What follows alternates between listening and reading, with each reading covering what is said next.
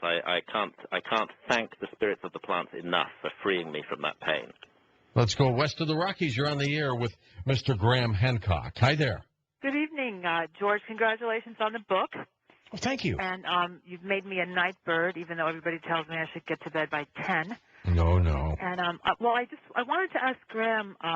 I've studied shamanism a little bit with Michael Harner, and yes. I've never taken ayahuasca, but I had an experience this year that I wonder if you could help me. It sounds very much like what you're talking about. I became really very ill because of a toxic exposure to mold in an apartment.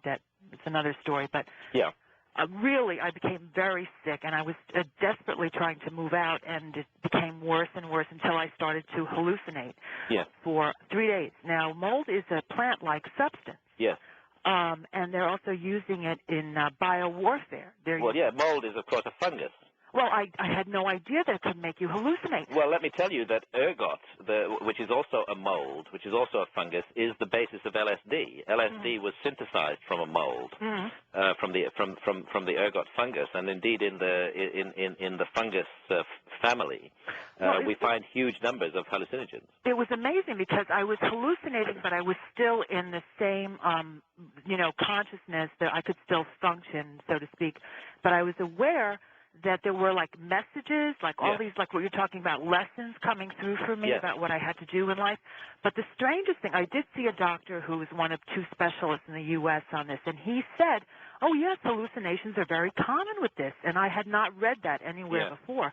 But I asked him about a hallucination I had for 3 days. Every time I opened my eyes, I saw black handwriting, script handwriting, like medieval handwriting, everywhere in my visual field. And very interesting. That's very common with DMT, by the way. Is it? That's what I wanted to ask you. Is to see scripts, and often as one is looking at this script rolling before one's eyes, one can't actually read it, but there's a sense, nevertheless, that information is being conveyed into the brain. It's like downloading a huge quantity of information that you might need years to integrate into your life, but the information is there on your hard disk, as it were. Is that what happened? Because when you said before that this is written in our DNA, that's what prompted me to call. Well, yes, this is an area we've not had a chance to get into too much in detail in the conversation tonight, but it is another explanation for why people all over the world, and going back 35,000 years in history, all record the same experiences with the same supernatural beings in altered states of consciousness. Either these things are a freestanding, free-existing spirit world, other dimensions, and that's actually the view that I favor, or in some mysterious manner they have been written on our DNA since life first mysteriously arrived on this planet 3.9 billion years ago, and that DNA has been in all life ever since, awaiting the evolution of a creature that was capable of reading the message inscribed on it, and that creature is us. It was fascinating because as sick as I was aware that I was into another frequency. Yes. And I kept thinking, wow, this is absolutely amazing. I have to research this after I get better, Good for you, because most people are just so frightened by these experiences that they don't want to touch them again. And in fact, what we really ought to do is say, here is a whole other realm of human experience. It may be very valuable, and we need to explore this realm and find out what it means to us. And that is the view of shamans. So I would say you're on your first step to becoming a shaman. And you say you worked with Michael Harner. Of course, Michael Harner worked with rhythmic drumming, but also with ayahuasca. Let's go to our wild card line. You're on the air with us. Hi there. Aloha from Hawaii. Well, hello there. Thank you. Hi. Graham, it's such an exciting show. I've heard some of the best shows ever on George's program, and this one has the possibility of opening the minds of millions of Americans and possibly internationally to the possibility of plants and what they're here to teach us. Thank you. Thank you for saying that. I hope that this show and my book, Supernatural, can in some way contribute to do that, to bring in a huge body of information which is rationally and scientifically presented, which gives us permission, if you like, to explore these extraordinary possibilities that our society has been so down on for so long.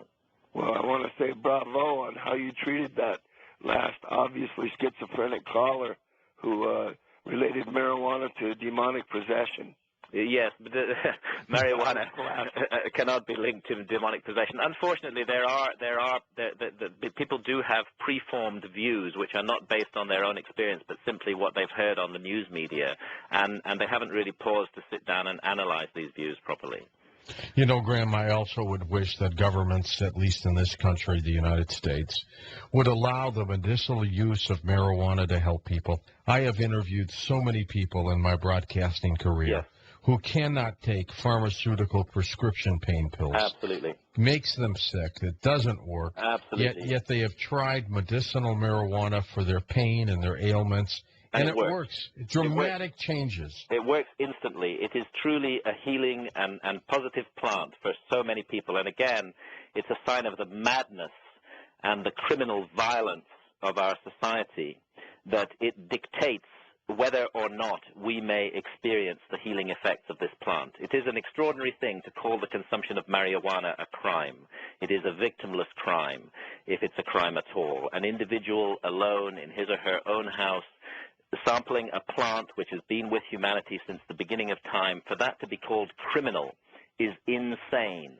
We live in an insane society that believes it has a right to patrol even our consciousness, not only to tell us how to behave out there in public, but to tell us actually what to think and what to experience. And that's the main objection to marijuana by our governments, is the effects that it has on consciousness. And they don't care that it is a fantastic pain reliever, which it is.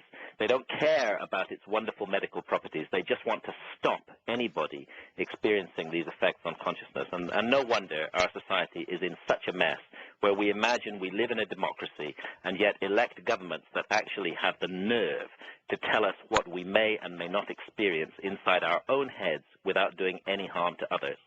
Yet the poppy fields flourish in Afghanistan. The poppy fields flourish in Afghanistan. There is so much hypocrisy, so much humbug in government positions on these matters.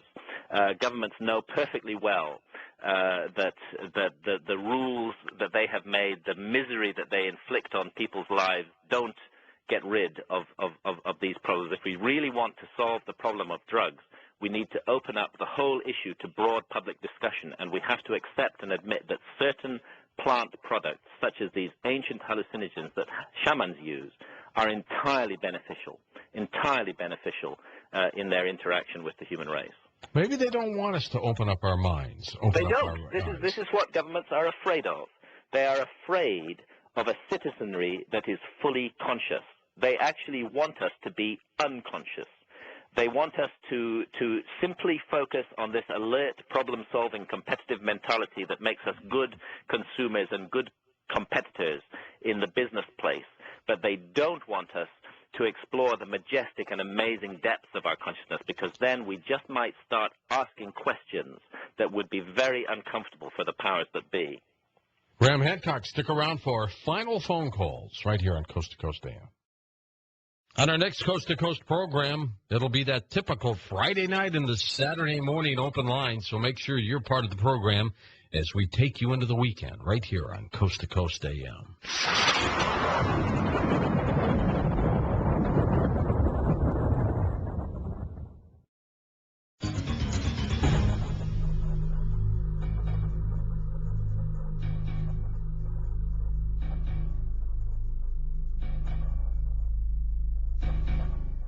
Grant, can you tell us a little bit about junk DNA, what you believe it is, before we go back to final call? Yes, just to go quickly into that, we talked about Francis Crick earlier, the discoverer of the structure of DNA, for which he won a Nobel Prize. And I mentioned one astonishing fact about Francis Crick, which he admitted shortly before his death in 2004. Which is that he was under the influence of a hallucinogen, under the influence of LSD, when he first saw the double helix structure of DNA. So this vision, this teaching came to him in an altered state of consciousness. Now, later in his life, in fact, in the 1980s, this Nobel Prize winner, Francis Crick, published an extraordinary book called Life Itself, in which he argues from a scientific point of view that life, the DNA molecule, which is the essence of life, could not have got started by accident on this planet. He didn't believe it could. He compared it to, he said it's about as likely that, you know this idea